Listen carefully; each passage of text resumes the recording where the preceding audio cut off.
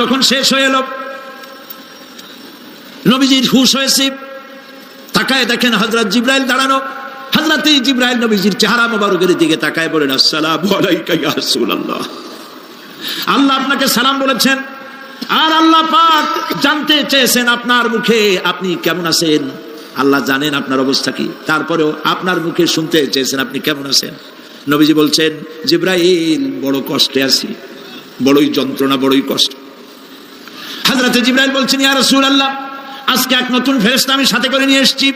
এই ফেরেশতা পৃথিবীর কোন নবী অথবা কোন মানুষের কাছে যাওয়ার জন্য অনুমতি চায় না, আজ আপনার কাছে অনুমতি ভিক্ষা চায় কাছে আসার জন্য। ওই ফেরেশতার নাম হচ্ছে মালাকুল মউত। হযরত মালাকুল মউত বলেন, ইয়া রাসূলুল্লাহ, এই পৃথিবীতে আদম আলাইহিস সালাম থেকে নিয়ে পর্যন্ত কোন মানুষের জান কবজের জন্য আমার অনুমতি চাওয়া লাগে নাই, আর কোনোদিন লাগবে না। আজ আমি আসার সময় আল্লাহ বলেছেন আপনার জান কবজের জন্য আমি যেন আপনার কাছে অনুমতি ভিক্ষা চাই। নবীজি বলছেন, আমি যদি অনুমতি না দেই তো কি হবে? হযরত মালাকুল মউত বলছেন, ইয়া রাসূলুল্লাহ, অনুমতি যদি না দেন আমি ফেরত চলে যাব, আমাকে সেভাবেই বলা হয়েছে। হযরত জিবরাইল বলেন, ইয়া রাসূলুল্লাহ, আল্লাহ রাব্বুল আলামিন আপনার দিদারের ইন্তজার করতেছে। নবীজি বলছেন, মালাকুল মউত, তুমি জান কবজের কাজ শুরু করো। মালাকুল মউত যখন কাছে এসেছে, রাসূল জিজ্ঞেস করলেন, আয়েশা, ঘরে যে কয়েক টুকরা স্বর্ণ ছিল সেগুলোর কি অবস্থা? ছোট ছোট 6 টুকরা স্বর্ণ ছিল। হযরত আয়েশা বলছেন, হুজুর আমি এগুলো রেখে দিছি। হুজুর বলছেন, না, রাখতে পারবে না, আমার ইন্তেকালের আগে খয়রাত করে দাও। মুহাম্মদ সাল্লাল্লাহু আলাইহি ওয়াসাল্লাম আল্লাহর কাছে অবস্থায় উঠবে না যে তার ঘরের ভিতরে সোনা ছিল, দিয়ে দাও, খয়রাত করে দিয়ে দাও। হযরত মালাকুল মউত রাসূলের জান কবজ শুরু করে দিলেন। রাসূলুল্লাহ জীবনের শেষ কথা বললেন, আসসালাত আসসালাত ওয়া মা মালাকাত আইমানুকুম। আমার উম্মতেরা বিদায় লগ্নে বলে গেলাম, নামাজ নামাজ নামাজ ছেড়ে দিও না।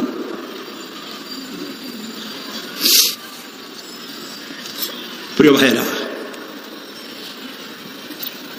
নবী করিম সাল্লাল্লাহু আলাইহি ওয়াসাল্লাম জীবনের শেষ কথা বলে গেছেন নামাজ। সেই নামাজে আমাদের যত সব অবহেলা, স্ত্রীকে নামাজ পড়ান, বউকে নামাজ পড়ান, ছেলে মেয়েকে নামাজ পড়ান। দোকানদার ভাইরা যখন আজান হয়ে যাবে দোকান বন্ধ করে দেন, আপনি আপনার কর্মচারীরা নামাজ পড়তে যান। যতটুকু সময় নামাজ পড়তে গেছে এই সময় বিক্রি করলে যা লাভ হইতো এরপরে বিক্রি করলে আল্লাহ 10 গুণ বেশি বরকত দিতে পারেন। পারেন কিনা? পারেন কিনা? পারেন। আল্লাহর বিশ্বাস করেন, আল্লাহ আপনার বরকত দিবে। আপনার কর্মচারী, দোকানদারে, বাড়ি ঘরে স্ত্রী পুত্র পরিজন যারা আছে সবাইকে নামাজি বানাবার জন্য চেষ্টা করেন। নামাজ রোজা ইত্যাদি করুন, মিথ্যা বলবেন না, ওজনে কম দিবেন না, খাদ্যে ভেজাল দিবেন না, ঘুষ খাবেন না, ঘুষ দিবেন না, মানুষের উপর অত্যাচার করবেন না, কাউকে কষ্ট দিবেন না, মানুষ যেন আপনার ব্যবহারে কষ্ট না পায়। আল্লাহ পাক বলেছেন, ওয়াকুলু লিন-নাসি হুসনা, মানুষের সাথে সুন্দর সুন্দর কথা কও। নবী করিম সাল্লাল্লাহু আলাইহি ওয়াসাল্লাম বলেছেন, মানুষের সাথে যদি হাসি মুখে কথা বলো একটা সদকা দেওয়ার সমান সওয়াব হয়ে যাবে। মানুষকে ভালোবাসো, গরিবদের ভালোবাসো, তাদের অর্থ করি দাও, পয়সা করি দাও, তোমার যা আছে দিতে থাকো। কুয়ার পানি যত উঠাবেন তত কুয়ার পানি ভালো থাকবে, আর পানি উঠাবেন না কুয়ার পানি পয়সা যাবে। এই জন্য আল্লাহর রাস্তায় পয়সা যত ইনকাম হচ্ছে খরচ করতে থাকেন, আল্লাহ পাক দিতে থাকবেন। আল্লাহ পাক বলেছেন যে সদকার মালকে আল্লাহ বৃদ্ধি করে দেন, আর দান সদকা যারা করে না, যাকাত দেয় না, তাদের মালকে আল্লাহ ধ্বংস করে দেন, হালাক করে দেন। এগুলোর দাম নাই, অশান্তি বাড়বে, বউ কথা শুনবে না, সন্তানাদি কথা শুনবে না, মামলা মোকদ্দমা, অশান্তি আর অশান্তি। আর আল্লাহর পথে থাকুন, আল্লাহ শান্তি বাড়ায় দেবেন। আমরা বলি আমিন। প্রিয় ভাই সব, আমি কিছু আলোচনা আজকে আল্লাহ পাক যা করাইছেন এগুলি যেন আল্লাহ আমারে আমল করার তৌফিক দেন। আমি মাঝে মধ্যে ভয় পাই, একদিন তো এই খবর নিশ্চয়ই হবে যে সাইদি বিদায় হয়ে গেছে। সেদিন খালি হাতে যেন আল্লাহর কাছে না যাই, আমি যেন আসামি না হই যে আমি যা বলছি মানুষকে 40 বছর একটানা যা বললাম আমি নিজে আমল করতে পারি নাই। এরকম ভিক্ষুক যেন আমি না হই, আমি যা মানুষকে বলেছি আমি যেন তা আমল করতে পারি। আমি আপনাদের কাছে দোয়া চাই। আমরা কেউ বাঁচবো না, এই যে দেখা হলো আবার দেখা নাও হইতে পারে। সেই জন্য আমরা আমাদের জীবনকে যেন তৈরি করি। আপনারা কোরআন শরীফ পড়ুন, দিন শিখুন, ঈমান শিখুন, ভালো থাকুন, ভালো হয়ে চলুন। আল্লাহ রাব্বুল আলামিন পরীক্ষার জন্য আমাদেরকে এই ময়দানে ছেড়ে দিয়েছেন। প্রশ্ন কি হবে আল্লাহ সব বলে দিয়েছেন। প্রশ্ন কি হবে? তোমার যৌবন, এ ব্যাপারে প্রশ্ন করা হবে। কোন পথে ইনকাম করেছো প্রশ্ন করা হবে। কোন পথে খরচ করেছো প্রশ্ন করা হবে। দ্বীনের ইলম যতটুকু হাসিল করেছিলে তার কতটুকু নিজে পালন করেছো, আর দ্বীনের দাওয়াত কতটুকু মানুষের কাছে পৌঁছায়ছো। প্রত্যেকটি ব্যাপারে কিয়ামতে আল্লাহর কাছে জবাব দিতে হবে। এই জন্য কবি বলছেন, আমল সে जिंदगी बनती है ये जन्नत भी व जहन्नम भी, ये खाकी अपनी फितरत है ना नारी ना नूरी। মানুষের জীবন আমল দিয়ে গঠন হয়, আমল দিয়ে জীবন গড়ে, নইলে এই মাটির তৈরি দেহ জান্নাত আর জাহান্নামের কিছু দিয়ে তৈরি হয় নাই। আপনি ইচ্ছে করলে দেহটাকে জাহান্নামের জন্য উপযোগী করতে পারেন, ইচ্ছে করলে এই দেহটাকে জান্নাতের জন্য উপযোগী করতে পারেন। এটি আপনার ইখতিয়ারে আল্লাহ দিয়েছেন, আপনাকে বাধ্য করা হয় নাই যে সেজদা না দিলে ফেরেশতা এসে ঘাড়ের উপরে পিটাবে, সুদ ঘুষ জেনা করলে পরে ঠ্যাং পিটায় ভেঙে দেওয়া হবে না। আপনি বাধ্য নন, আপনি সম্মানিত জীব আল্লাহ, সম্মানিত প্রাণী আল্লাহ পাকের, সেই জন্য মানুষকে বাধ্য করা হয় নাই। অটোনোমাস বডি, অটোনমি দেওয়া হয়েছে, আপনাকে স্বাধিকার দেওয়া হয়েছে। চন্দ্র সূর্যের ব্যাপারে স্বাধিকার দেওয়া হয় নাই। রাত এখন 7:35, সূর্যের বাপেরও ক্ষমতা নাই বাংলাদেশে এখন উকি মারে, ঠিক কিনা? সে এখন আমেরিকায় রোদ দিচ্ছে, তাপ দিচ্ছে আমেরিকায়। ওকে নির্ধারণ করা হয়েছে যেভাবে, সেইভাবেই করতে হবে। পানি বলেন, পাহাড় বলেন, পাখি বলেন, চন্দ্র বলেন, গ্রহ বলেন, নক্ষত্র বলেন, সব জিনিস বাই হুক অ্যান্ড ক্রুক আল্লাহর হুকুম মানতে বাধ্য।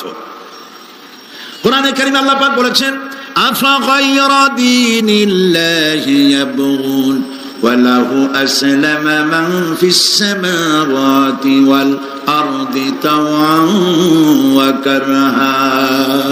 আল্লাহর দেওয়া জীবন ব্যবস্থা ছেড়ে দিয়ে তোমরা কি অন্য কোনো মতবাদ তালাশ করো? ওয়ালাহু আসলামা মান ফিস সামাওয়াতি ওয়াল আরদ, অথচ আকাশে যা আছে জমিনে যা আছে সব আনুগত্যের মস্তক আমার সামনে অবনত করে দিয়েছে। সুবহানাল্লাহ। মানুষকে আল্লাহ পাক ইখতিয়ার দিয়েছেন, ইচ্ছে করলে মাহফিলও আসতে পারেন, ইচ্ছে করলে সিনেমাও ঢুকতে পারবেন, অসুবিধা নেই। অসুবিধার জন্য কিয়ামত, ওখানে হিসাব হবে। এখানে আপনি সূর্য চন্দ্র ফেরেশতারও কোনো মাজাল নাই, কোনো ইখতিয়ার নাই আল্লাহর হুকুমের বাইরে কিছু করে। আল্লাহ যা করতে বলেছেন তাই করতে হবে, এর বাইরে এক চুলও নড়তে পারবে না। কিন্তু মানুষেরা করতে পারবে। মানুষ ইচ্ছে করলে নামাজ রোজা ছাড়তে পারে, ইচ্ছে করলে আল্লাহর অমান্য করতে পারে। এটা তার বিচারের জায়গা না, এটা হলো পরীক্ষার জায়গা। এটা কিসের জায়গা? পরীক্ষার জায়গা। এখানে আপনি কামাই করলে ওখানে কিছু পাবেন, এখানে কামাই না করলে কিছু পাবেন না। আরো সোজা করে বলি, কোন কৃষক, যে কৃষক আষাঢ় মাসে শ্রাবণ মাসে জমিন চাষ করে না, পৌষ মাসে তার গোলায় ধান আসবে? কথা বুঝেন নাকি বুঝেন? পৌষ মাসে গোলায় ধান আসবে? কোনো পাগলও বলবে না যে তুমি তো চাষই করো নাই, তুমি জমিনে, তোমার জমিনের ফসল তোমার ঘরে আসবে কেন? কাজী এই দুনিয়ায় পরীক্ষা দিলে এখানে রেজাল্ট হয়, এখানে গাছ লাগাইলে এখানে ফল দেয়। কিন্তু মানুষের জন্য আল্লাহ পাক যে আমল তৈরি করেছেন, পরীক্ষা নেবেন, সেই পরীক্ষার রেজাল্ট এখানে হবে না। পরীক্ষার রেজাল্ট আউট হবে কোথায়? আখিরাতে। বলেন সবাই, কোথায় হবে পরীক্ষার রেজাল্ট আউট হবে? কোথায়? আখিরাতে। এখানে আপনি যা কামাই করবেন এখানে রিটার্ন দেওয়া হবে না। এখানে যা কামাই করবেন সমস্ত কামাই 700 গুণ বর্ধিত আকারে কিয়ামতে আল্লাহ আপনার হাতে ধরাই দিবেন। আল্লাহর ওয়াদা কখনো মিথ্যা হয়? মিথ্যা হয় রাজনৈতিক দলের নেতারা, এই জাতীয় লোকেরা যারা মঞ্চে আসে আর বলে যে বলে আমাদের ভোট দেন, আমরা ক্ষমতায় যাইতে পারলে আপনারা না খাইয়া কেউ মরবেন না। কিন্তু কি খাইয়া মরবে তাও কয় না। সেদিন শুনলাম এই যে নির্বাচন এখন একটা চলতেছে, স্লোগান বাপ দাঁড়াইছে, ছেলে তো বলে রহিম ভাই আমার ভাই, তোমার বাপের নাম রহিম। তারপরে শুনলাম বলতেছে বেগুন ভাইয়ের চরিত্র, আজকে নাম রাখে তো আদর করে বেগুন পটল, বেগুন ভাইয়ের চরিত্র ফুলের মতো পবিত্র। আমি আরেকজনের পাশে থেকে কইল যে নামাজ পড়ে না, একক তো এমনই ফুলের মতো চরিত্র। তো দুনিয়ার ময়দানে আপনি যা কামাই করবেন এখানে রেজাল্ট আউট হবে, এখানে আপনি পাবেন ফল, এখানে পাবেন। যা করবেন এখানে গাছ লাগাবেন, ফল লাগাবেন, এখানে পাবেন। আর আল্লাহর জন্য যেটা করবেন সেটার ফল, সেটার রেজাল্ট কিয়ামতে বাইরে হবে। সুবহানাল্লাহ। এখানে পরীক্ষা দিয়ে যদি কেউ ফেল করে, ম্যাট্রিক পরীক্ষা দিয়ে ফেল করেছে, ফাজিল পরীক্ষা দিয়ে ফেল করেছে, আবার পরীক্ষা দিয়ে পাস করার সুযোগ আছে, আবারও ফেল করেছে, আবারও পরীক্ষা দিয়ে পাস করার সুযোগ আছে। 10 বার যদি ফেল করে আরো 10 বার পাস পরীক্ষা দিয়ে পাস করার সুযোগ আছে। কিন্তু কিয়ামতের দিন আল্লাহ রাব্বুল আলামিনের জীবনের পরীক্ষায় কোনো মানুষ যদি আল্লাহর আদালতে ফেল করে বসে একবার, দ্বিতীয়বার পরীক্ষা দেওয়ার আর কোনো সুযোগ নাই। এই পৃথিবীতে যদি কেউ নিম্ন আদালতে মামলায় হেরে যায়, জজ কোর্টে করবে, যদি হেরে যায় হাইকোর্টে করবে, হেরে গেলে আপিল করবে সুপ্রিম কোর্টে, সুপ্রিম কোর্টেও যদি হেরে যায় তাহলে প্রেসিডেন্টের কাছে আপিল করবে, সুযোগ আছে কয়েকবার, কিন্তু কিয়ামতের দিন জীবনের আদালতে কোনো মানুষ যদি একবার ফেল করে বসে, জীবনের মামলায় যদি একবার হেরে যায়, দ্বিতীয়বার আপিল করার আর কোনো জায়গা নাই। সে আখিরাতে রেজাল্ট আউট হবে। আমরা সব মরে যাব, আমরা সব কি হব? সব মরে যাব। আল্লাহ পাক আমাদেরকে উঠাবেন আবার। মানুষকে কবরে রাখার সময় আমরা কি বলি? মিনহা খালাকনাকুম, জানেন না? পড়েন, মিনহা খালাকনাকুম ওয়া ফিহা নুঈদুকুম ওয়া মিনহা নুখরিজুকুম তারাতান উখরা। এই মাটি দিয়ে তোমাকে তৈরি করা হয়েছিল, এই মাটির মধ্যে রেখে গেলাম, এর থেকে আবার তোমাকে উত্থিত করা হবে। কে বলতেছেন এই কথা? আল্লাহ পাক বলছেন, আল্লাহ তাআলা বলছেন। কি নিষ্ঠুর এই পৃথিবী! ভেবে দেখেছেন কি একবারও কি ভেবে দেখেছেন এই পৃথিবী কত নিষ্ঠুর? এই সন্তান সন্ততি সব একটি মোহ, একটি মায়া, একটি মহব্বত, একটি প্রতারণা। যে বউয়ের জন্য হারাম ইনকাম করেছেন, যে সন্তানদের জন্য হারাম ইনকাম করেছেন, জান দিলেন, রক্ত দিলেন, জীবন দিলেন, সারা রাত কষ্ট করেছেন, দৌড়দৌড়ি করেছেন, যখন মরে গেলেন, যে বাচ্চাটা আপনি করে না দিলে কলিজা ঠান্ডা হয় না, সেই বাচ্চা বলবে, মাকে বলবে, মা বাপের লাশ যে রুমে আছে আমার সেখানে নিও না, আমার ভয় করে। ঠিক কিনা? স্ত্রীও আরো দু একজন লোক না হলে লাশের ঘরে থাকতে পারবে না, তারও ভয় করবে। থাকলে বড় জোর মা থাকতে পারে, বাপ থাকতে পারে। যাকে বিবাহ করার পর অনেক সন্তান আছে, মা বাপকে চোখে দেখতে পারে না, বড় কথা মতো মায়ের সাথে কথা বলা বন্ধ করে দেয়। হয়তো কুমিল্লা এরকম নাও থাকতে পারে, বউ তো নালিশ করছে, মায়ের সাথে কথা কয়। আবার বলে, এই বুড়িটা মরে না কেন? নাউজুবিল্লাহ, নাউজুবিল্লাহ। বুড়িটারে মরার কথা বলতেছো তুমি। তোমার ছোট্টবেলায় যখন তোমার টাইফয়েড হয়েছিল, অসুখ করেছিল, গরিব বাবা, বাড়িতে ল্যাপ নাই, খাতা নাই, তোষক নাই, সেই জায়গায় মা তার কাপড় বিছায় দিয়া বুকের উপরে নিজের শরীরের উষ্ণতা দিয়া বাঁচায় রাখার চেষ্টা করেছে, নিজে না খেয়ে খাওয়াইছে, অসুখ সারে না। মা ওই মুমূর্ষু বাচ্চার সেরানে তার মাথার কাছে বসে তাহাজ্জুদের নামাজ পড়ে কোরআন শরীফ তেলাওয়াত করে, চোখ দিয়া পানি পড়ে আর বলতে থাকে, রব্বুল আলামিন আমার জীবনটারে দিয়া আমার কলিজার টুকরা সন্তানটারে বাঁচাইয়া দাও। যেই মা নিজের জীবন দিয়া সন্তান বাঁচাইতে চাইলো, সেই সন্তান আজকে বউ পাইয়া মাকে ভুলে যায়, মায়ের সাথে খারাপ ব্যবহার করে। আল্লাহ রাব্বুল আলামিন বলেছেন, মা বাবার সঙ্গে খারাপ ব্যবহার করো না, ভালোবাসায় কথা বলো। ওয়াকুল লাহুমা কাওলান কারীমা, সম্মান সূচক কথা বলো। মা বাবার জন্য দোয়া করো আমার কাছে। কে বলতেছেন? আল্লাহ তাআলা বলছেন, দোয়া করো আমার কাছে এই ভাষায়, রব্বিরহামহুমা কামা রাব্বায়ানি সাগীরা। পড়েন সবাই, রব্বিরহামহুমা কামা রাব্বায়ানি সাগীরা। আয় আমার রব, আমার মা বাপ যেমনি ছোটবেলায় আমাকে অত্যন্ত যত্ন করে লালন পালন করেছে, আল্লাহ তাআলা তুমি দয়া করে আমার মা বাপকে তোমার রহমতের করে লালন পালন করো। সুবহানাল্লাহ। প্রত্যেক নামাজের পর সকলে এই দোয়া পড়বেন, মনে থাকবে? মনে থাকবে? প্রিয় ভাই সব, সেই কিয়ামতের মাঠে আমাদেরকে উঠতে হবে, আল্লাহর দরবারে উঠতে হবে। সেই সময় আমাদেরকে কেউ উপকার করবে না। ইয়াউমা লা ইয়ানফাউ মালুন ওয়ালা বানুন, সম্পদ আর সন্তান সন্ততি কোনো কাজে লাগবে না। মা তার সন্তানকে চিনবে না, সন্তান তার মাকে চিনবে না, বাপ তার সন্তানকে চিনবে না, কেউ কাউকে পরিচয় দিবে না। কি মারাত্মক অবস্থা! মানুষ চরম অসহায় হয়ে যাবে। চতুর্দিকে ফেরেশতার আনাগোনা, সূর্য মাত্র 1 হাত উপরে, প্রচন্ড তাপ নিয়ে সূর্য অবস্থান নেবে, মাথার চান্দি ফেটে গিয়ে গুনাহগারের মাথার মগজ গলে গলে পড়তে থাকবে। পিপাসার যন্ত্রণায় জিহ্বাটা ঝুলে কুকুরের মতো করে নাভিস্থল পর্যন্ত ঝুলে পড়বে। কেউ উপকার করবে না, কেউ জিগাবেও না। অনেক লোক আছে পীরের কাছে মুরিদ হয় আর মনে করে পীর সাহেব তারে কিয়ামতে সুপারিশ করবে। অসম্ভব।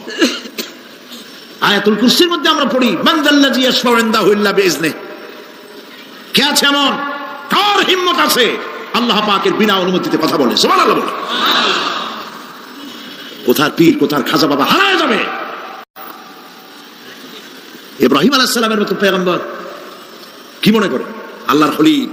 ইব্রাহিম আলাইহিস সালাম আল্লাহর কি? আল্লাহর খলিল। আল্লাহর খলিল কিয়ামতের দিন বলবেন আল্লাহ পাক, আয় আল্লাহ তাআলা, আমার বাপের কাছে আমার একটা ওয়াদা ছিল, আমি সুপারিশ করবো তার জন্য, তুমি দয়া করে আমার বাপকে জাহান্নাম থেকে ক্ষমা করো, আমি তার জন্য সুপারিশ করতেছি। আল্লাহ তাআলা বলবেন, ইব্রাহিম তোমার সুপারিশ মঞ্জুর হলো না। কথা বুঝতেছেন না? বুঝতেছেন না?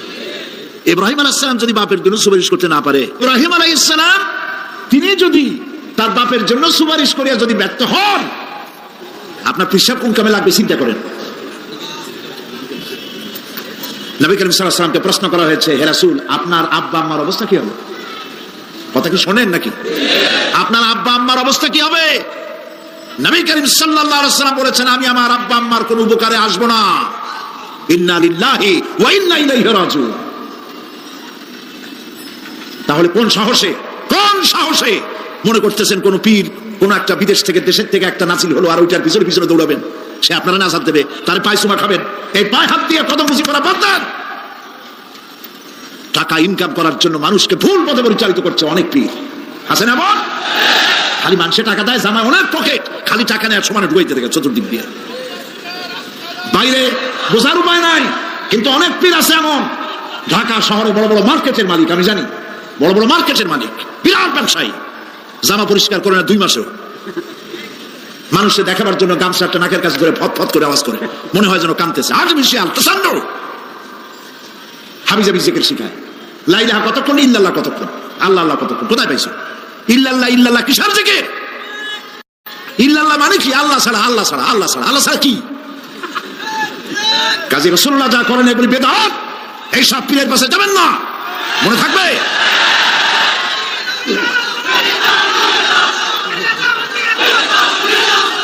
প্রিয় ভাই সব, কিয়ামতের দিন আপনার আমল, একমাত্র আমল আপনাকে বাঁচাইতে পারবে। এই কোরআন শরীফে আল্লাহ পাক বলেছেন, ইয়া আইয়ুহাল্লাযীনা আমানু আবতাগু ইলাইহিল ওয়াসিলা, হে বিশ্বাসীরা ওসিলা ধরো। ধুরন্ধর এক শ্রেণীর লোকেরা এর অর্থ করেছে পীর ধরো। দুনিয়ার কোন তাফসীর, যত মুফাসসির পৃথিবীতে জন্মগ্রহণ করেছেন, কোন মুফাসসির এটা বলেন নাই আবতাগু ইলাইহিল ওয়াসিলার মানে হলো পীর ধরো। বরং সমস্ত তাফসীর মুহাক্কিকিন বলেছেন আবতাগু ইলাইহিল ওয়াসিলা আয় আমলে সালেহ, নেক আমলের ওসিলা ধরো। সুবহানাল্লাহ, নেক আমলের ওসিলা ধরো। প্রিয় ভাই সব, ধান্দাবাজি ছাড়তে হবে। কিয়ামতের দিন মানুষ একেবারে অসহায় হয়ে যাবে, কেউ সাহায্য করবে না। সেই দিন প্রশ্নপত্র সামনে আসবে, আমলনামাগুলি বেঈমানের পিছন দিক থেকে বাম হাতে আসবে আর ইমানদারের সামনে থেকে ডান হাতে আসবে। আমলনামা হাতে পাওয়ার সঙ্গে সঙ্গে বেঈমান বুঝে ফেলবে তার জায়গা কোথায়, কলিজা তখন গলার কাছে চলে আসবে। সব তো ছিল একসাথে। মনে করেন এই মাহফিলের মধ্যে, মনে করেন এখানে সন্ত্রাসী আছে, খুনি আছে, ওয়ান্টেড, মোস্ট ওয়ান্টেড আসামির মধ্যে আছে, ধরা যাচ্ছে না অনেক মানুষের মধ্যে। হঠাৎ করে অর্ডার হলো যে ভিতরে এসবিআইবি ঢুকিয়ে দেওয়া হয়েছে, গোয়েন্দা বিভাগের লোক ঢুকিয়ে দেওয়া আছে, সন্ত্রাসী মোস্ট ওয়ান্টেড যারা আছে বেরিয়ে পড়ো, এক পাশে চলে আসো। তখন অবস্থাটা কি হবে তাদের? মজা লাগবে? পায়ের রক্ত মাথায় উঠে যাবে, চোখ দিয়ে রক্ত পড়া শুরু করবে। সমস্ত মানুষ একসাথে ছিল হাসরের ময়দানে, হঠাৎ করে অর্ডার হয়ে যাবে আমতাজুল ইয়াউমা আইয়ুহাল মুজরিমুন, হে অপরাধীর দলেরা আলাদা হয়ে যাও।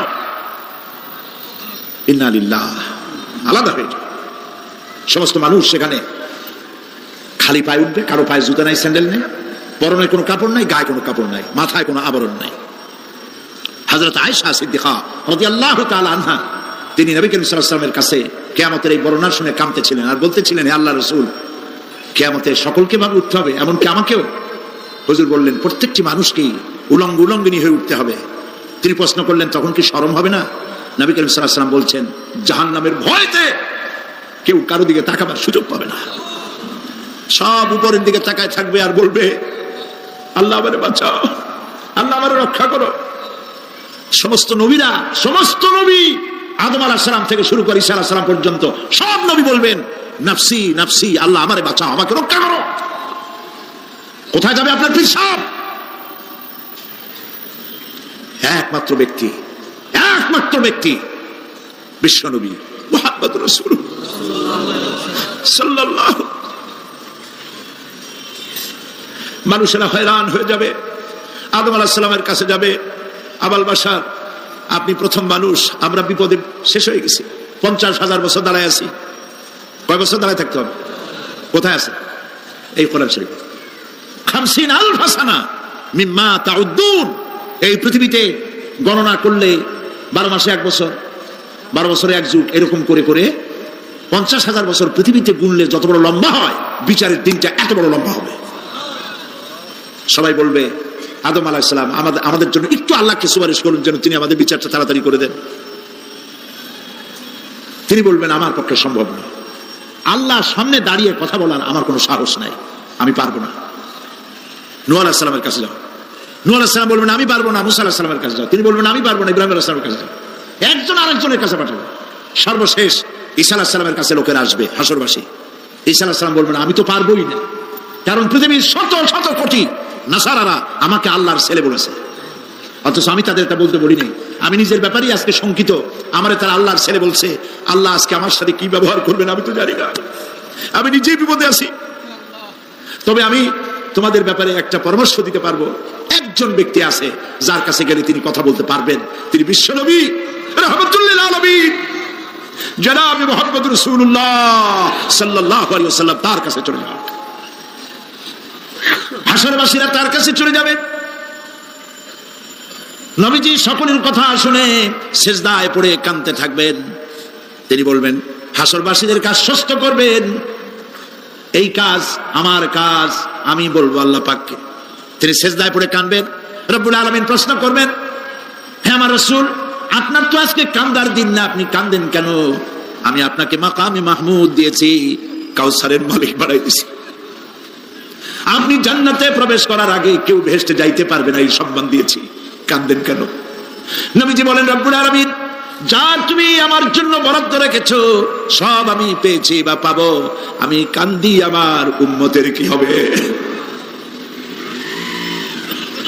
আল্লাহ রাব্বুল আলামিন তাকে পারমিশন দিবেন, আপনার নেককার জান্নাতি উম্মতগুলি আপনি বেছে নিন।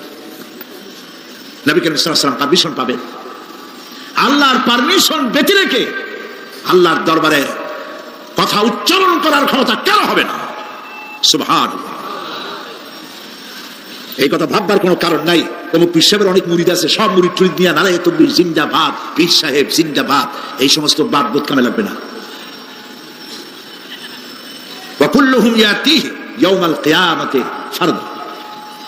কিয়ামতের দিন প্রত্যেককে একজন একজন করে আসতে হবে আল্লাহর দরবারে। আল্লাহ বলেছেন একজন একজন একজন, মিছিল করার উপায় নেই। আল্লাহ রাব্বুল আলামিনের দরবারে হাজির হয়ে যাবে সেই কঠিন হাসরের ময়দানে বাঁচার জন্য। নবীজি দোয়া শিখাই দিয়েছেন, দোয়া করো আল্লাহুম্মা হাসিবনি হিসাবান ইয়াসীরা। পড়েন আমার সাথে, আল্লাহুম্মা হাসিবনি হিসাবান ইয়াসীরা, আল্লাহুম্মা হাসিবনি হিসাবান ইয়াসীরা। হে আল্লাহ তুমি আমার সহজ হিসাব নাও। নবী করিম সাল্লাল্লাহু আলাইহি ওয়াসাল্লাম নিজেই দোয়া করেছেন। চিন্তা করেন, আল্লাহ পাক নিজে, আল্লাহ তাআলা তিনি নিজে প্রশ্ন করবেন এবং পাপগুলি দেখাই দেবেন, এই সব পাপ করছো। মানুষ আল্লাহর বান্দা ভয় চোটে কলিজা গলা দিয়ে বেরিয়ে যেতে থাকবে, বেরিয়ে যেতে চাইবে, তার বাষ্পরুদ্ধ হয়ে আসবে, বলতে থাকবে আল্লাহ আমি করে ফেলেছি, আমি মাপ চাই, তোমার কাছে ক্ষমা ভিক্ষা চাই। আল্লাহ রাব্বুল আলামিন বান্দার কাকুতি বিরতির দিকে লক্ষ্য করে বলবেন, বান্দারে আমি তোকে ক্ষমা করে দিলাম। এটাই হলো হিসাব ইয়াসির, সহজ হিসাব। এই সহজ হিসাব কার কিসমতে আছে কার কিসমতে নাই তা আমরা কেউ জানি না। এই দুনিয়াটাকে আল্লাহ পাক বানাইছিলেন পরীক্ষা নেওয়ার জন্য। কি জন্য? পরীক্ষা নেওয়ার জন্য। পরীক্ষায় যার যে বয়স এখন আছে, এখানে আমার যা বয়স আপনার যা বয়স, এই বয়সে যা যা করছি এখন হিসাব করেন। ছোটবেলায় কই মাছের কাঁচা গলার মধ্যে ঢুকছিল, তখন ক্লাস 2তে পড়ি, এরকমের একটা ঘটনা মনে আছে কিনা? মনে নেই?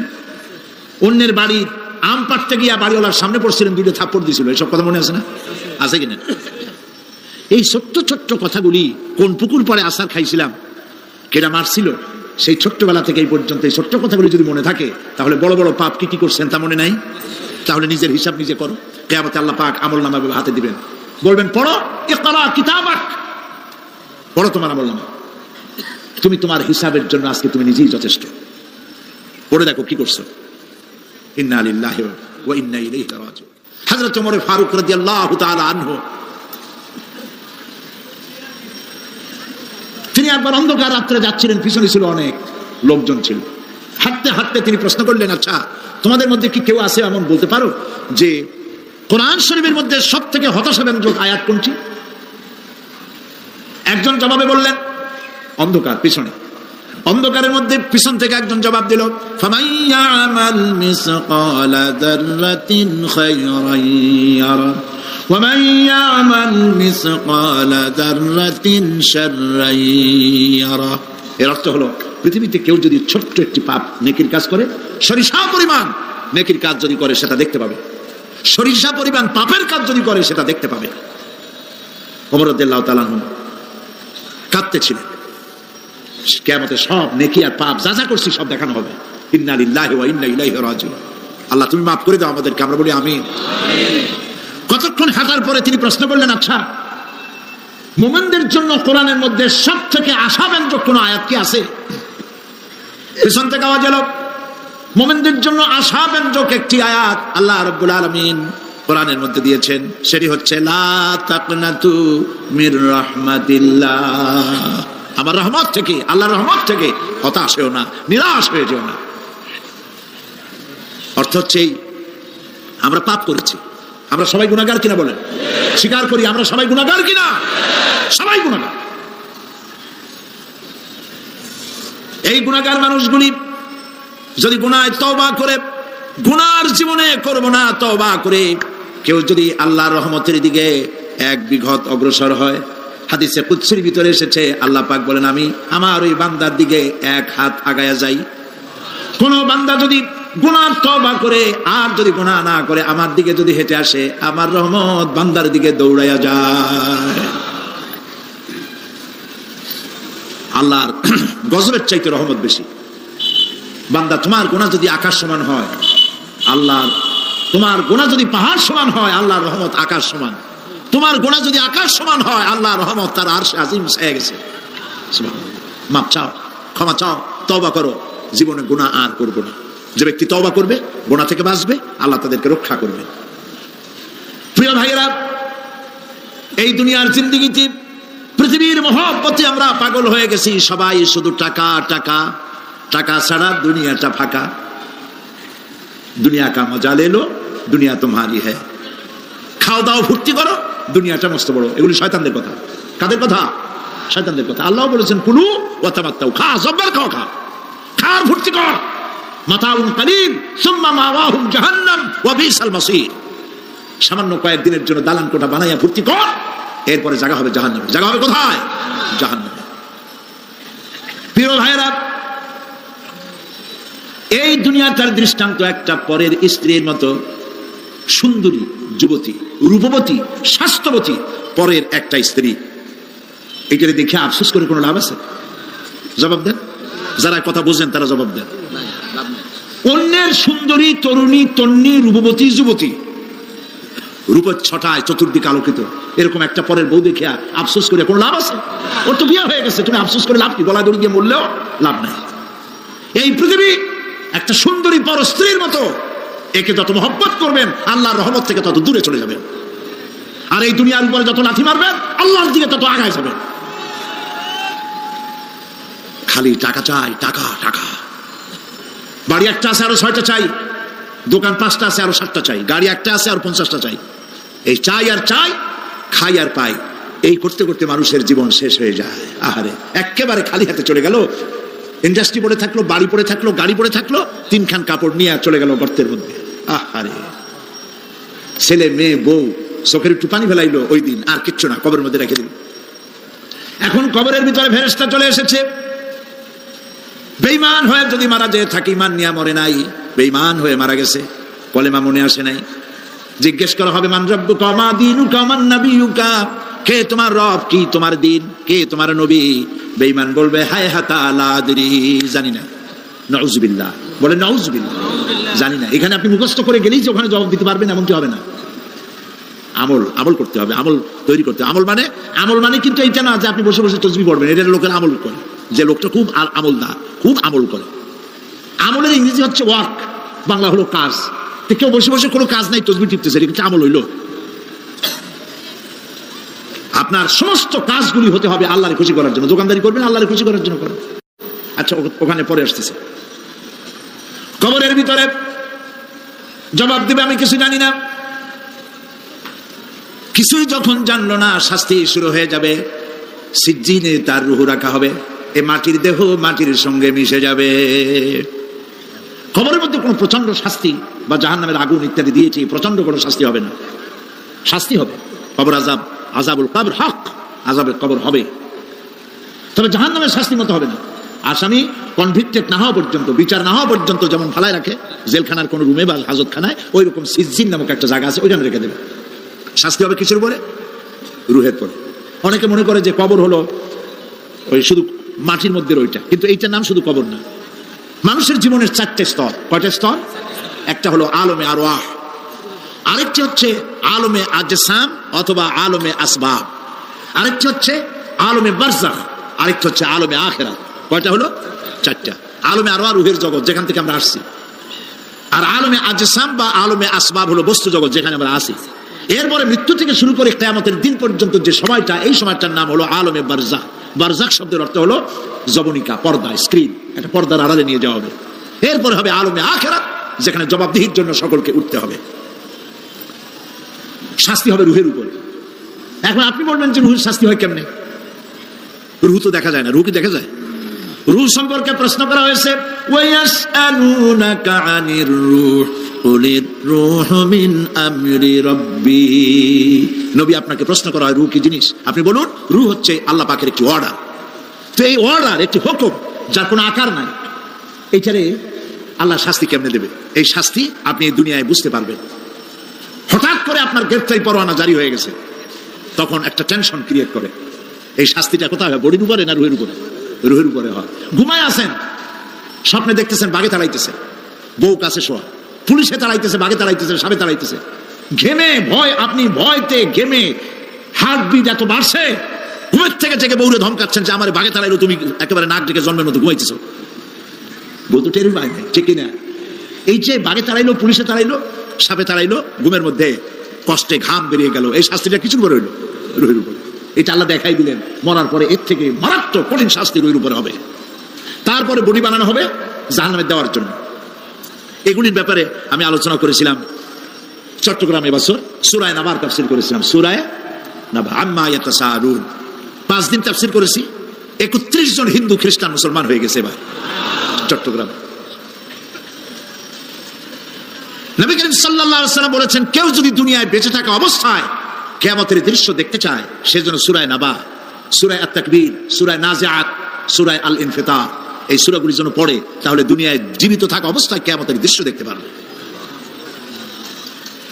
ঈমানদার ব্যক্তি, যে ব্যক্তি মরার সময় মুখে উচ্চারণ করতে পেরেছে লা ইলাহা ইল্লাল্লাহু মুহাম্মাদুর রাসূলুল্লাহ, জোরে সরে পড়েন লা ইলাহা লা ইলাহা লা ইলাহা লা ইলাহা ইল্লাল্লাহু মুহাম্মাদুর রাসূলুল্লাহ, কালেমা পড়ে মারা গেল। এরপরে কবরের ভিতরে মুনকার নাকির ফেরেশতা এসে হাজির হয়ে যাবে, প্রশ্ন করবে মান রাব্বুকা। ঈমানদার ব্যক্তি বলবে রব্বি আল্লাহ। বলেন রব্বি আল্লাহ। আমার রব কে? আল্লাহ না, আল্লাহ। মহব্বতের সাথে বলেন আল্লাহ। কেউ যদি হৃদয়ের গভীর কন্দর থেকে, কলিজার মধ্য দিয়ে, মনের মণিকোঠা থেকে একবার যদি গভীর রাত্রে জেগে একবার যদি বলে আল্লাহ, আল্লাহ পাক 70 বার সাড়া দিয়ে জিজ্ঞেস করেন, বান্দা কি চাও বলো, আমি হাজির। কি মজার নাম আল্লাহ, এর থেকে মজার নাম পৃথিবীতে নাই। এই মজা বেশি পাবেন তাহাজ্জুদের সময়। সুবহানাল্লাহ বলেন। রাত জাগতে শিখুন, তাহাজ্জুদের নামাজের অভ্যাস করুন। সমস্ত নবীদের উপরে তাহাজ্জুদ পড়া বাধ্যতামূলক ছিল। গভীর রাত্রে সব ঘুমানো, আপনি জাগুন, উজু করুন, একটা রুমের মধ্যে একা চলে যান, দরজা বন্ধ করে দিন, তারপরে 6 রাকাত 8 রাকাত নামাজ পড়ে কান ধরে আল্লাহর কাছে বলতে থাকেন, আল্লাহ আমি এই সমাজের একজন নগণ্য মানুষ, তুমি দয়া করে আমারে কত টাকা দিছো, পয়সা দিছো, আমার মতো বিদ্যা জানাওয়ালা লোকেরা রিক্সা চালায়, অফিসে চাকরি করে, খাইয়া বউরেও ভালো কাপড় দিতে পারে না, তুমি আমারে কই থেকে কই নিয়ে আসছো বাবু, তার আমি শুধু নাফরমানি করছি, গুনাহ করছি, মিথ্যা কথা বলছি, আল্লাহ তুমি আমারে মাফ করো। গভীর রাত্রে গুনগুন করে নিজের কানে ধরে অপরাধ স্বীকার করে কাঁদতে থাকেন আর ডাকতে থাকেন, ইয়া আল্লাহু ইয়া রহমানু ইয়া রহিমু ইয়া হাইয়ু ইয়া কাইয়ুম। পড়েন, ইয়া আল্লাহু ইয়া রহমানু ইয়া রহিমু ইয়া হাইয়ু ইয়া কাইয়ুম, ইয়া আল্লাহু ইয়া রহমানু ইয়া রহিমু ইয়া হাইয়ু ইয়া কাইয়ুম। চোখের পানি ফেলে। নবীজি বলেছেন, আল্লাহর ভয়েতে গুনাহ করেছিল সেই লজ্জা করে, আল্লাহর ভয়েতে, জাহান্নামের ভয়েতে মানুষ যখন কান্দে, চোখের পানি নাকের অর্ধেক আসতে না আসতে আল্লাহ পাক তারে মাফ করে দেন। আল্লাহ পাক, মা বাচ্চা যদি কান্দে মা সইতে পারে বলেন? মায়ের চাইতে আল্লাহর মহব্বত কম না বেশি? মহব্বতকে আল্লাহ পাক 100 ভাগ করেছেন, 1 ভাগ সারা বিশ্বের মাঝে ছড়িয়ে দিয়েছেন, আর 99 ভাগ আল্লাহ তার নিজের মধ্যে রাখছেন। 1টা ভাগ ছেড়ে দিলেন পৃথিবীতে, সেই ভাগের থেকে যেটুকুন মুরগি পেল, মুরগি তার বাচ্চা ঠেকাবার জন্য চিলের সাথে লড়াই করে, শিয়ালের সাথে লড়াই করে, গরু হাতির সাথে লড়াই করে, মানুষ তার সন্তানকে বাঁচাবার জন্য জীবনটাও দিয়ে দেয়। 1টা ভাগের যতটুকুন পেলাম, সেই মহব্বত যদি আমার এত তীব্র হয় স্ত্রীর জন্য, সন্তানের জন্য, তাহলে 99টা ভাগ মহব্বত যে আল্লাহর কাছে বান্দার জন্য তার দয়া কত বেশি। এই জন্য কবরের ভিতরে প্রশ্ন হবে, কে তোমার রব? মুমিন ব্যক্তি বলবে, রব্বি আল্লাহ, আমার রব আল্লাহ। ওয়ামা দীনুকা, তোমার দিন কি? বলবে দীনুল ইসলাম। ওয়ামান নবিয়ুকা, তোমার নবীকে? ওই লোক বলবে, নবিয়ুনা মুহাম্মাদুর রাসূলুল্লাহ সাল্লাল্লাহু আলাইহি ওয়াসাল্লাম। হাদিস এসেছে, ওই সময় নবীজির চেহারা মোবারক দেখানো হবে, প্রশ্ন করা হবে, মা কুনতা তাকুলু ফি হাদার রাজুল, এই লোক সম্পর্কে তোমার ধারণা কি? লোকটি বলবে, হাদা নবিয়ুনা মুহাম্মাদুর রাসূলুল্লাহ সাল্লাল্লাহু আলাইহি ওয়াসাল্লাম, ইনি তো আল্লাহর রাসূল, আমার নবী। সঙ্গে সঙ্গে গায়েব থেকে আওয়াজ হবে, ফাফরিসু বিল জান্নাতি ওয়ালবিসু বিল জান্নাহ, ও আমার ফেরেশতারা, আমার বান্দার জন্য জান্নাতের বিছানা কবরের মধ্যে বিছায় দাও, আর আমার বান্দাকে জান্নাতের পোশাক পরায় দাও, জান্নাতের পোশাক পরায় দাও, জান্নাতের বিছানা বিছায় দাও, আর তার কবরটাকে প্রশস্ত করো, ইলা মাদ্দা বাসারা, যদ্দূর তার চোখের দৃষ্টি যায় অদ্দূর বড় বানায় দাও কবর। ফেরেশতারা বলবেন, নম কানাউমুল উরুস, দুলামিয়া যেমন বাসর সজ্জায় বৌমিয়া ঘুমায়, তুমি আরামে ঘুমায় থাকো, ইলা ইয়াউমিল কিয়ামা। ভাই সাহেব, এই পৃথিবীর সব ফাঁকিবাজি, মোহ, সব মোহ, স্ত্রী, পুত্র, পরিজন, মাল, ধন, কিচ্ছু না, কোনো দাম নাই।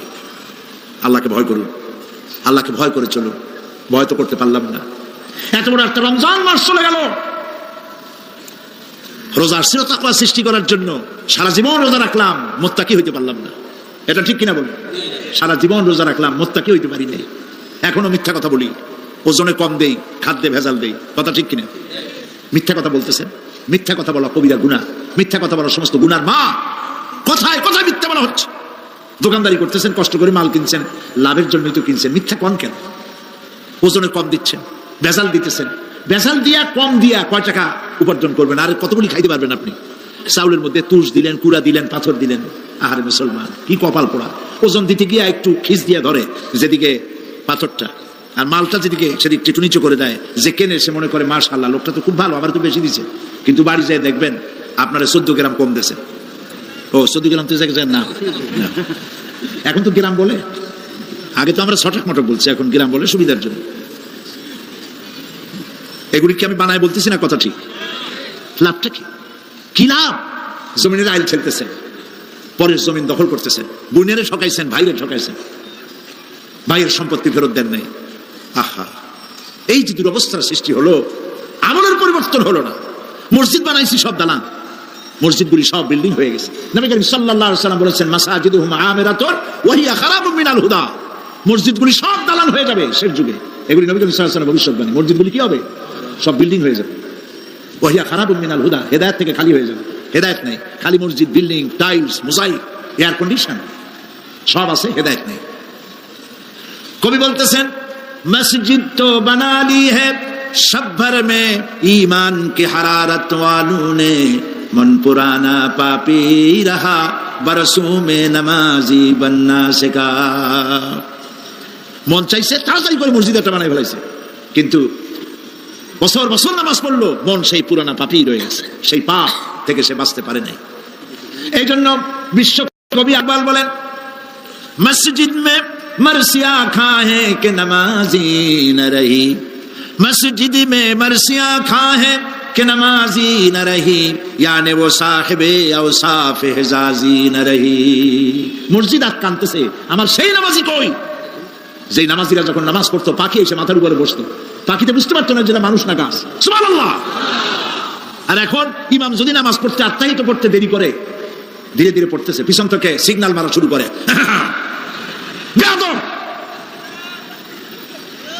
ইমাম যদি নামাজের মধ্যে, ইমামকে কখনো গলায় কাশি দিয়ে আপনি ডিকটেট করতে পারবেন না, বেয়াদবি, নামাজ নষ্ট হয়ে যাবে। অনেকে করে কিনা বলো, ওর নিজেরটা শেষ হয়ে গেছে, এই জন্য ইমাম করে না কেন, সেই জন্য কাশি দেয়। এটা ফাজলামি করার জায়গা নয়। প্রিয় ভাই সব, সুতরাং আমল যদি ভালো না হয় মসজিদ সুন্দর বানায় লাভ হবে না। আমল যদি ভালো না হয় সুন্দর জামা টুপি পরে কোনো লাভ হবে না। শরীরে হয়েছে ক্যান্সার আর মাথায় মাখতেছে লক্ষ্মী বিলাসের তেল, লাভ আছে? বলেন লাভ আছে? কোনো লাভ নাই। আমল পরিবর্তন, মিথ্যা ছাড়তে হবে, মিথ্যা ছাড়তে হবে। ওয়াদা করতে পারবেন যে মিথ্যা আর বলবো না? পারবেন? ওজনে কম দেব না, ওয়াদা করতে পারবেন? জমিনের আইল ঠেলবো না, পরের হক নষ্ট করবো না, অহংকার করবো না, পারবেন? তাহলে জান্নাতের রাস্তা ক্লিয়ার হবে, নইলে ক্লিয়ার হবে না। ওয়াদা করি, বলেন ইয়া আল্লাহ। দুই হাত উঁচু করেন, বলেন ইয়া আল্লাহ, তোমার পবিত্র নামে কসম করি, ওয়াদা করি, যতদিন পর্যন্ত মালাকুল মউত আমার মাথার কাছে না আসতেছে, ফরজ নামাজ, ফরজ রোজা ছেড়ে দেব না।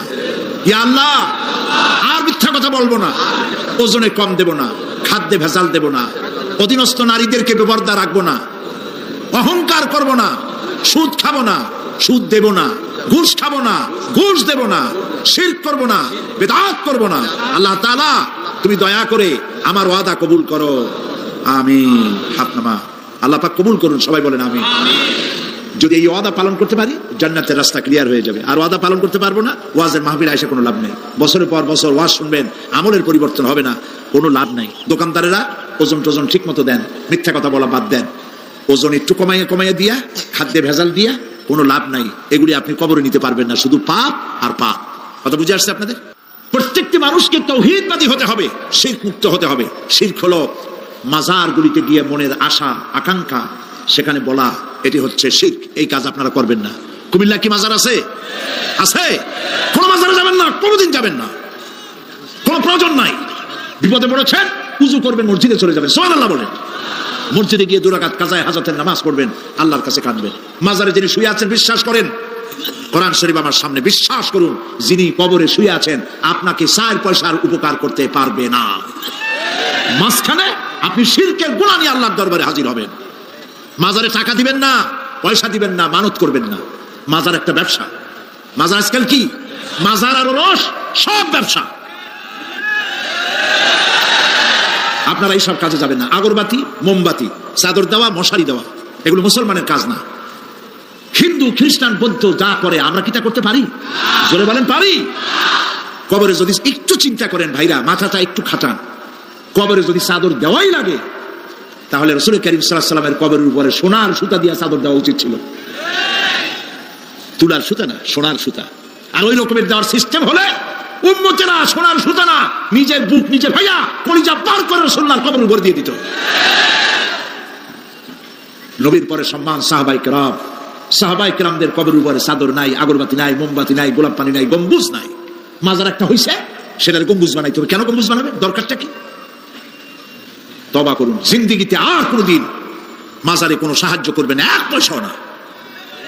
টাকা পয়সা দিবেন, টাকা পয়সা দিবেন, এতিমকে দিবেন, ভিক্ষুককে দিবেন, বিধবাকে দিবেন। পরীক্ষা দিতে পারে না, ফি দিতে পারে না, পরীক্ষা দিতে পারছে না, ওরে দেন। বাড়িতে চাল নাই, পানি পড়ে, ওরে দেন। অন্ধ মানুষকে দেন, লুলাকে দেন, এতিমখানায় দেন, মাদ্রাসায় দেন, টিউবওয়েল বানায় দেন যেখানে পানি নেই। এই সব কাজ করেন, সব হবে। সুবহানাল্লাহ। মাজারে, কোন মাজারে, আজকের মাহফিলে যত লোক হাজির হয়েছেন, কোন মাজারে কোন টাকা পয়সা, আগরবাতি, মোমবাতি, চাদর জিন্দিগিতে দেবেন না। কারা দেবেন না? হাত উঁচু করে দেখা। আলহামদুলিল্লাহ। হাত নামা, হাত নামা।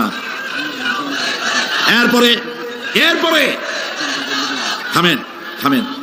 এরপরে দেশে আজ অশ্লীলতার সয়লাব আমরা দেখতে পাচ্ছি। গতকাল আলোচনা করেছি। গত 5 বছর যারা ক্ষমতায় ছিলেন, অভিনয় নিয়ন্ত্রণ আইন তারা তুলে ফেলেছিলেন। অভিনয় নিয়ন্ত্রণ একটা আইন ছিল, কতদূর অভিনয় করা যাবে, একটা মেয়ে তার কাপড় কতটা কমাইতে পারবে, নাচে গানে অভিনেতা অভিনেত্রী একসাথে কতটা জড়াজড়ি করতে পারবে, এর একটা নিয়ম কানুন আগের থেকে ছিল। সেই নিয়ম কানুন ওই 5 বছরে তারা আইন পাশ করে নিয়ন্ত্রণ আইনটা তুলে দিয়েছে। ফলে কাপড়েরও বালাই নাই, আর জড়াজড়ির এমন সব ছবি যা কোনো মানুষের দেখার কোনো উপায় নাই, যেগুলি দেখলে চোখ সাবান দিয়ে ধোয়া লাগে। নাউজুবিল্লাহ বলে। বাংলাদেশ সুপ্রিম কোর্ট, বর্তমান সরকারের আমলে বাংলাদেশ সুপ্রিম কোর্ট সুমোটো আইন জারি করেছে, যে সমস্ত অশ্লীল ছবি করা যাবে না, অশ্লীল পোস্টার লাগানো যাবে না। আমি গতকাল এখানে বলেছি, কুমিল্লার ডিসি সাহেবকে আমি গত রাত্রে তার সঙ্গে আমি কথা বলেছি, তিনি একমত হয়েছেন। কুমিল্লার কোন দেওয়ালে সিনেমার অশ্লীল পোস্টার থাকতে পারবে না। সিনেমা ব্যবসায়ীদের বলে দিবেন, আপনারাও বলে দিবেন তাদেরকে, সিনেমার ব্যবসা করো, অশ্লীল ছবি দেখাইতে পারবে না। বাইরে লেখা থাকবে, একটার ভিতরে কাটপিস দেখাবা ইংলিশ ছবি।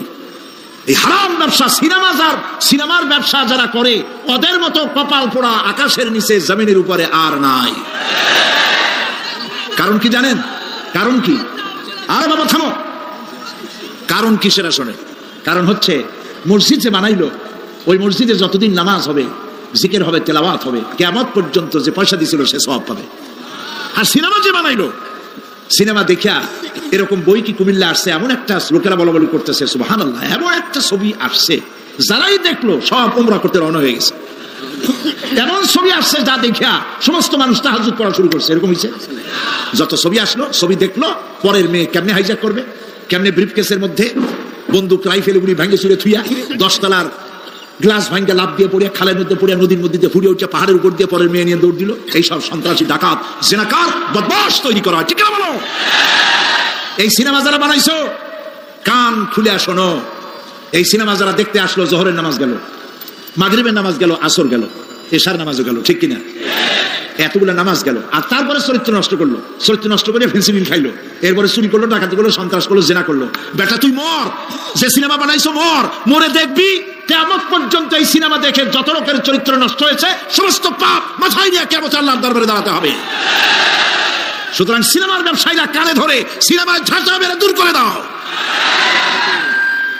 যদি মুসলমান হও, মুসলমানের যদি জন্ম দিয়ে থাকে, সিনেমার ব্যবসা বাদ দিয়ে দাও। আল্লাহ রহম করুক, বলেন আমি। কপাল পোড়া না হইলে সিনেমার ব্যবসা, এত ব্যবসা থুইয়া তুমি মানুষের চরিত্র ধ্বংস করার জন্য ব্যবসা করতেছ। এরপরে আকাশ সংস্কৃতি, কে যাবে? আকাশ সংস্কৃতি ডিশ এন্টিনার মাধ্যমে, সাইবার ক্যাফে এগুলি বানায়া রাস্তার মোড়ে মোড়ে দোকান করে, কম্পিউটারের ভেতরে, ক্যাসেটের ভিতরে, ইন্টারনেট ইত্যাদির মধ্য দিয়ে অশ্লীল ছবি প্রদর্শিত হচ্ছে রাস্তার মোড়ে মোড়ে। উঠতি বয়সের যুবক যুবতী মেয়েগুলি নষ্ট হয়ে যাচ্ছে। নাউজুবিল্লাহ বলে।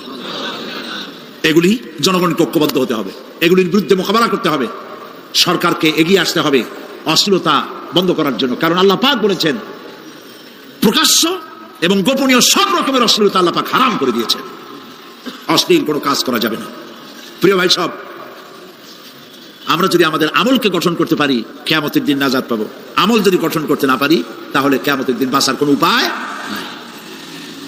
প্রিয় ভাইয়েরা, এখন মোনাজাত হবে, মোনাজাতের পরে আজান হবে।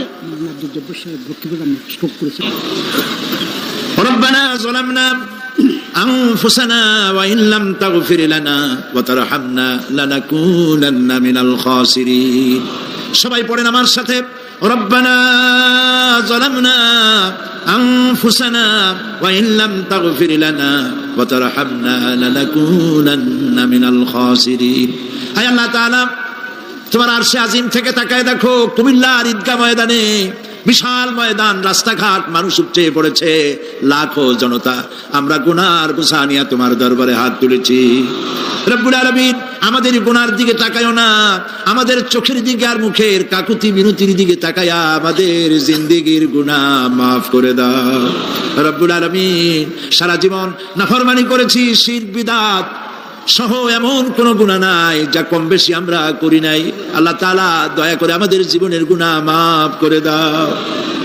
আয় আল্লাহ তাআলা, আমাদের মধ্য থেকে যাদের আব্বাজান দুনিয়া থেকে বিদায় হয়ে গেছে, আমাদেরকে কত কষ্ট করে তারা মানুষ করেছিলেন, আজকে তারা দুনিয়ায় নাই। আল্লাহ তাআলা, বিদেশে যদি আত্মীয় স্বজন চলে যায় মাসে মাসে অথবা প্রতিদিন টেলিফোনে খবরও পাওয়া যায়, আমাদের মা বাপ দুনিয়া থেকে বিদায় হয়ে গেছে বছরের পর বছর, যুগের পরে যুগ, কি অবস্থায় আছে কোনো খবর জানি না। রব্বুল আলামিন, আমাদের গর্ভধারিণী জনম দুঃখিনী মা নিজে না খেয়ে আমাদেরকে খাওয়াইছেন, গর্ভে রেখে কষ্ট করেছেন, ডেলিভারি করতে কষ্ট করেছেন, 2.5 বছর বুকের দুধ খাওয়াইয়া মানুষ করেছেন। আমাদের মা বাপ যাদের দুনিয়া থেকে বিদায় হয়ে গেল, আল্লাহ কবরটাকে জান্নাতের টুকরা বানায়া দাও। রব্বিরহামহুমা কামা রব্বায়ানি সগীরা। সবাই পড়েন, রব্বিরহামহুমা কামা রব্বায়ানি সগীরা। আয় আল্লাহ তাআলা, সারা পৃথিবীতে আজ মুসলমানদের বড়ই দুর্দিন, মুসলমানদের পক্ষে কথা বলার লোক আজ আর নাই। আল্লাহ তাআলা, কাশ্মীরের মুসলমানেরা কষ্ট পেতেছে, তাদেরকে পাখির মতো গুলি করে হত্যা করা হচ্ছে, প্যালেস্টাইনি মুসলমানদেরকে অভিশপ্ত ইহুদিরা মারতেছে।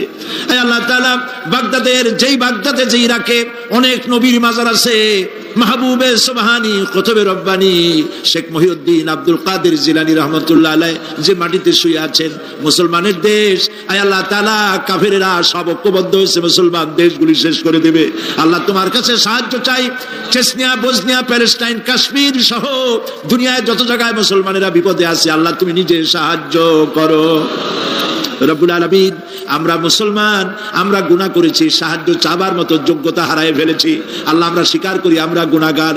আল্লাহ, আমরা 1000বার স্বীকার করি, নত শিরে স্বীকার করি আমরা গুনাহগার।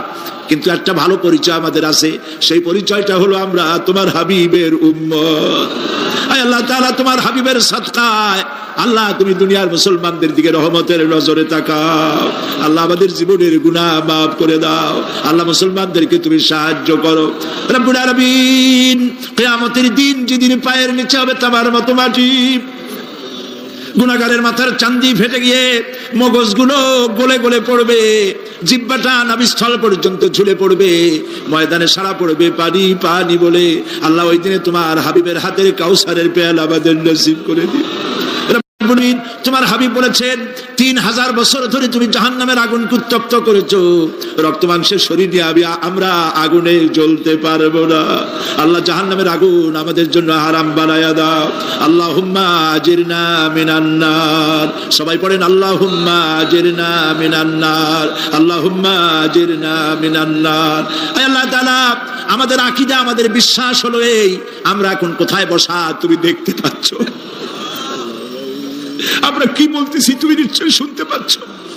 তুমি একটু তাকায় দেখো তো বাবু, এতগুলি হাত তো কোনো পীরের দরবারে ওঠে নাই, কোনো বাজারে গিয়ে ওঠে নাই, কোনো মন্ত্রীর কাছে ওঠে নাই, কোনো প্রেসিডেন্টের কাছে ওঠে নাই। রাজা ধীরাজ, সম্রাটের সম্রাট, বিশাল আকাশের মালিকের কাছে হাত তুলেছি। মালিক, খালি হাতে ফেরত দিও না। মালিক, খালি হাতে ফেরত দিও না। হে আকাশের মালিক, হে জমিনের মালিক, হে আমাদের রব, আমাদেরকে খালি হাতে ফেরত দিও না বাবু। আল্লাহুম্মা লা তারুদ্দানা খাইবিন, আল্লাহুম্মা লা তারুদ্দানা খাইবিন। আল্লাহ তাআলা, একেবারে কিছু না দিয়া খালি হাতে ফেরত দিও না। কয়েক সেকেন্ড আমি আপনাদের জন্য ছাড়লাম, মাথা নিচু করুন, চোখ বন্ধ করুন, যার যা বলার বলেন, দোয়া কবুল হয়ে যাবে ইনশাআল্লাহ। বলেন, যার যা বলার দরকার মিনতির সাথে, কাকুতি মিনতি করে বলেন।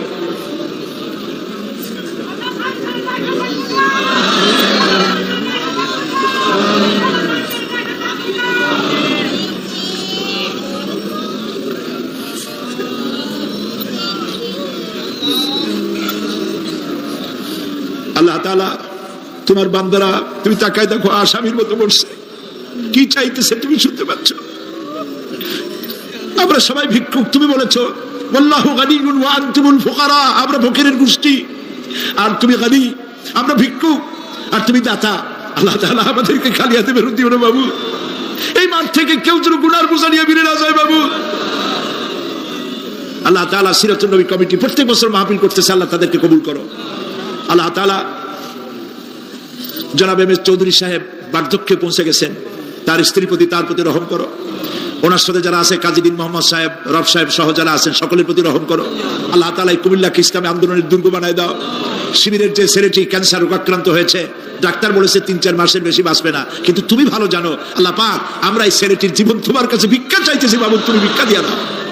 আল্লাহ তাআলা এইভাবে যাদের কিডনি নষ্ট হয়েছে, হার্টের বাল্ব নষ্ট হয়েছে, তুমি মেহেরবানি করে তাদেরকে তা দিয়ে দাও। আল্লাহ প্রত্যেকের প্রতি তুমি রহম করো। আল্লাহ তাআলা আর একটা কথা বলি, তুমি তো সেই মহান সত্তা যার কাছে বেশি চাইলে অসন্তুষ্ট হও না। পৃথিবীতে সবাই বারবার চাইলে অসন্তুষ্ট হয়, তুমি বরং না চাইলে অসন্তুষ্ট হও। মাবুদ, তুমি দয়া করে আমাদের বিবি বাল বাচ্চা যা দান করেছো সবগুলিকে দিনদার বানাও, নামাজি বানাও, পরেশগার বানায় দাও। আমাদের সন্তানগুলি আমরা হেদায়েত করতে পারবো না, আমাদের স্ত্রীদের আমরা হেদায়েত করতে পারবো না, হেদায়েতের মালিক তো তুমি। তুমি দয়া করে আমাদের স্ত্রী, আমাদের সন্তানদেরকে হেদায়েত করো, মুত্তাকি বানাও, ইখলাস দাও, তাকওয়া দাও, তোমার ভয় দাও। আল্লাহ তাদেরকে হেদায়েত নসিব করে দাও। আয় আল্লাহ, আমাদের প্রিয় জন্মভূমি বাংলাদেশ, এর স্বাধীনতার সার্বভৌমত্ব কিয়ামত পর্যন্ত অক্ষুণ্ণ রাখো।